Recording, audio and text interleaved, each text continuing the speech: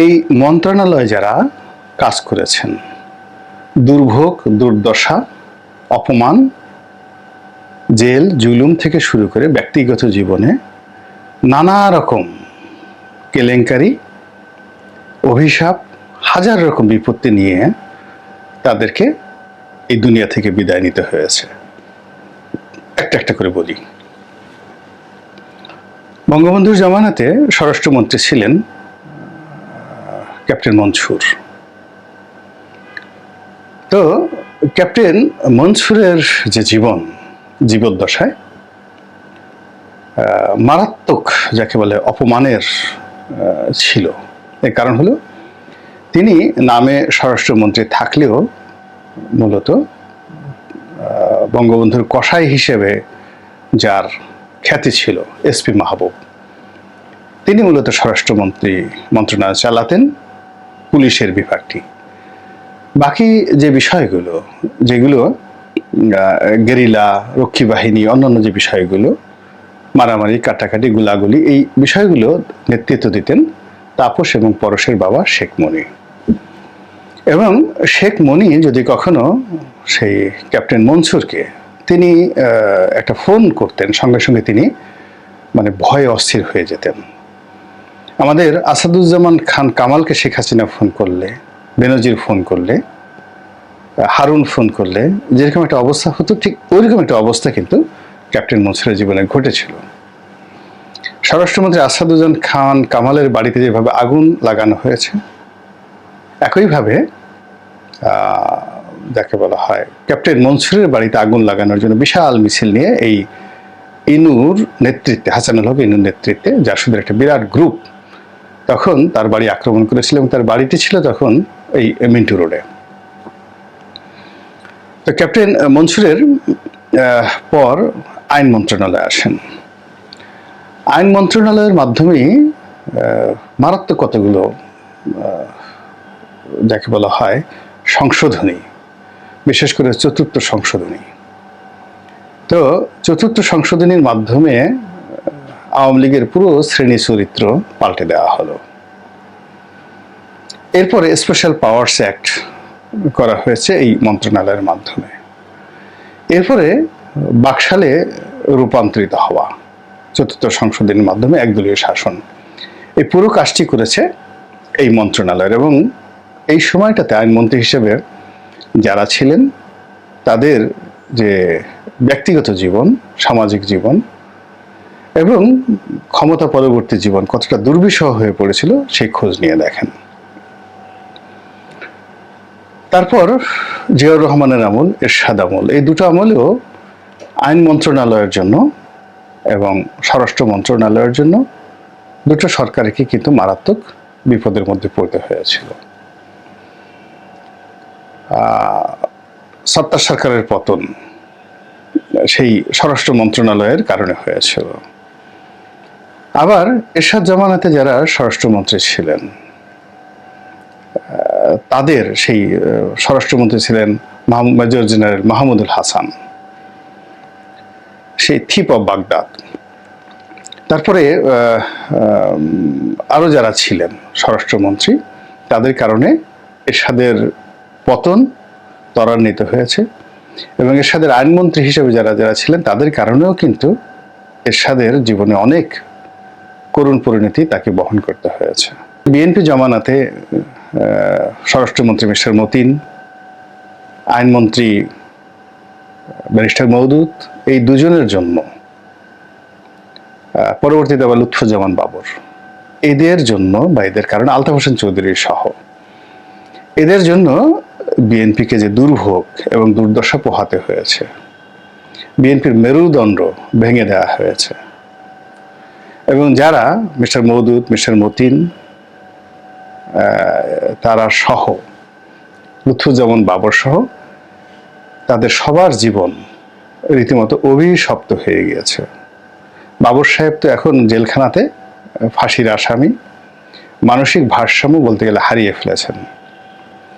Mister Moudud প্রথম থেকেই আইনাঙ্গনের সাথে থাকার কারণে তার ফ্যামিলির যে সুখ শান্তি সম্পূর্ণ বিনষ্ট হয়ে গেছিল। তার একটা ছেলে অটিস্টিক স্ত্রীর সঙ্গে তার কখনোই সুসম্পর্ক ছিল না, চুল ছেঁড়াছিঁড়ির মতো অবস্থা।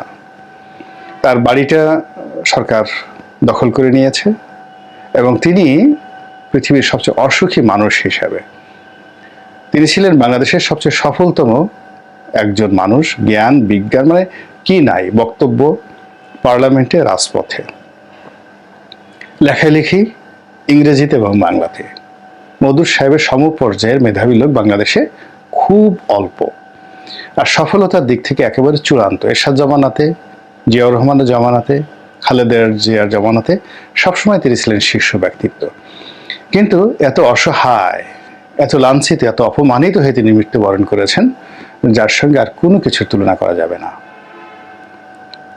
তদ্রূপ স্বরাষ্ট্রমন্ত্রী, সেই যাকে বলা হয় লুৎফুজ্জামান বাবর, হিজ স্টাইল এবং তার জীবন, তার যৌবন সব কিছু শেষ হয়ে গেছে। আগের যিনি ছিলেন মিস্টার মতিন, তিনিও মার খেয়েছেন, একাধিকবার রাস্তায় মার খেয়েছেন। স্বরাষ্ট্রমন্ত্রী ছিলেন আওয়ামী লীগের জামানাতে মিস্টার নাসিম, জীবন শেষ। লাঞ্ছিত হয়েছেন, অপমানিত হয়েছেন, মার খেয়েছেন, জেলে গিয়েছেন এই স্বরাষ্ট্রমন্ত্রী হওয়ার কারণে। তারপর সাহারা খাতুন, তিনি যেহেতু ওরকম ছিলেন, তার জীবনে এরকম কোনো ঘটনা তেমন একটা ঘটেনি। তবে মহিউদ্দিন খান আলমগীর স্বরাষ্ট্রমন্ত্রী ছিলেন, তার জীবনে কিন্তু তছনছ হয়ে গেছে, তছনছ হয়ে গেছে রীতিমতো সব মিলিয়ে। তার ব্যাংক, বিমা, পরিবার, জীবন, সংসার, জীবন নিয়ে টানাটানি। এখন কোথায় আছেন আল্লাহ মালুম, আল্লাহ ভালো জানেন। এরপর সর্বশেষ আসাদুজ্জামান খান কামাল। এই ভদ্রলোককে দেখে মনে হয়নি যে তিনি দুষ্ট, তিনি চরিত্রহীন, নারী লোভী। তারপর তিনি ঘুষ খেতে পারেন, দুর্নীতি করতে পারেন, তার টাকার বস্তা থাকতে পারে। তাকে একজন নিপাট ভদ্রলোক বলেই মনে হতো। কিন্তু তার পতনের পর যে সকল খবর, এখনো আমি সত্য মিথ্যা বলতে পারি না, যে সকল খবর আসছে তো রীতিমতো পিলে চমকানো। এবং আজকের এই ভিডিওটা আমি করছি বৃহস্পতিবার দিন। এখনো পর্যন্ত তাকে কোর্টে তোলা হয়নি, তাকে গ্রেপ্তার দেখানো হয়নি। তবে তাকে নিয়ে যে গুজব, তিনি গণপিটুনির শিকার হয়েছেন, মারাত্মকভাবে তিনি গণপিটুনির শিকার হয়েছেন। তার বাড়ি পুড়িয়ে দেওয়া হয়েছে, সরকারি বাড়ি এবং তার যে ব্যক্তিগত বাড়ি, পরিবার পরিজন নিয়ে যিনি থাকতেন, সেখানে হামলা চালিয়ে পুরো বাড়ি তছনছ করে দেওয়া হয়েছে। তার গাড়ি বাড়ি, ব্যবসা প্রতিষ্ঠান, কোনো কিছু নেই। এবং এই লোকটি যেদিন কোর্টে তোলা হবে, তাকে নিয়ে যে কি কাণ্ড ঘটবে, আমি যদি দীপুমণির পরিণামের কথা চিন্তা করি, সালমানের পরিণতির কথা চিন্তা করি, আনিসের পরিণতির কথা চিন্তা করি, সে তুলনায় আসাদুজ্জামান খান কামাল, তার প্রতি জনরোষ এবং ক্ষোভ 100 গুণেরও বেশি। তো কাজেই তাকে কোর্টে তোলা হলে কোনো পরিস্থিতি আসলে মিলিটারি দিয়েও নিয়ন্ত্রণ করা যাবে না। এটি হলো বাস্তবতা। তো সেই মানুষটি এখন যেখানে আছেন, জাহান্নামের সে তৃপ্তি, মজা তিনি এখন পাচ্ছেন। আর যখন তাকে কোর্টে তোলা হবে, তিনি তখন জাহান্নামের যে আগুন, সে আগুনের স্বাদ পাবেন।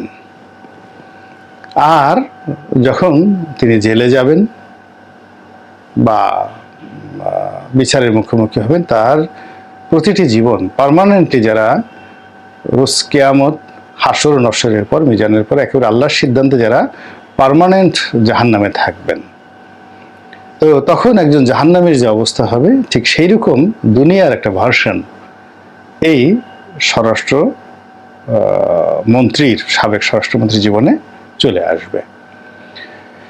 তো এই কথাগুলো বললাম এই কারণে যে এই আইনমন্ত্রীর যে চেয়ারটি এখনো আছে এবং এখানে যিনি বসেছেন ডক্টর আসিফ নজরুল, আমার ডিপার্টমেন্টের বড় ভাই, সুরিদ, অত্যন্ত ভালো সম্পর্ক।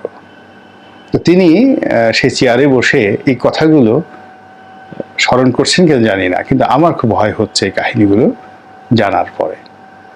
আর দ্বিতীয়ত, এখানে আরেকটি পজিটিভ, স্বরাষ্ট্র মন্ত্রীর যে চেয়ার, এই চেয়ারে বসেছিলেন ব্রিগেডিয়ার এম শাখাওয়াত, এবং অল্প কয়েকদিনই তার জীবন তছনছ হয়ে গেছে এবং তিনি সেখান থেকে চলে গেছেন। এবং আমি মনে করি আল্লাহ তার প্রতি রহম করেছেন। তার জায়গাতে আর একজন এসেছেন, একজন লেফটেন্যান্ট জেনারেল সামরিক কর্মকর্তা। তার নসিবে কি আছে তাও আমি জানি না।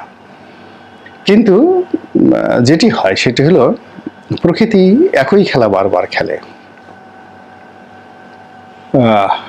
পূর্ণিমার সময় পূর্ণিমা হয় এবং পূর্ণিমার টানে, অমাবস্যার টানে একটা জোয়ার হয়। প্রতি বছর নির্দিষ্ট সময় বসন্ত আসে, নির্দিষ্ট সময় বর্ষাকাল হয় এবং যত দুর্ভোগ দুর্দশা ঘুরে ফিরে একটা নির্দিষ্ট পথ পরিক্রমায় আসে। তো সেক্ষেত্রে এই দুটো মন্ত্রণালয়কে কেন্দ্র করে আমাদের যে অতীত ইতিহাস স্বাধীন বাংলাদেশে, এটি মোটেও স্বস্তিদায়ক নয়, ভালো নয়। তো কাজে একজন নাগরিক হিসেবে বা এখন যারা আছেন তাদের শুভার্থী হিসেবে আমি শুধু তাদেরকে এই বিষয়টি স্মরণ করে দিতে চাই, তারা যেন এই চেয়ারে বসে আল্লাহকে ভয় করেন, ন্যায় বিচার প্রতিষ্ঠা করেন, সত্যের উপর অবিচল থাকেন এবং কোনো অবস্থাতেই এই চেয়ারের যে ক্ষমতা, সেই ক্ষমতাটাকে নেতিবাচক অর্থে ব্যবহার না করেন। এবং সেই বিষয়টি যদি তারা, এই তাকওয়াটি যদি তারা অনুসরণ করতে পারেন, তাহলে এটির অর্থাৎ এই দুই চেয়ারের যে ঐতিহাসিক অভিশাপ রয়েছে, সেই অভিশাপ হয়তো তাদেরকে স্পর্শ করবে না। আল্লাহ আমাদের সবাইকে হেদায়েত দান করুন এবং হেফাজত করুন। আসসালামু আলাইকুম ওয়া রাহমাতুল্লাহি ওয়া বারাকাতুহু।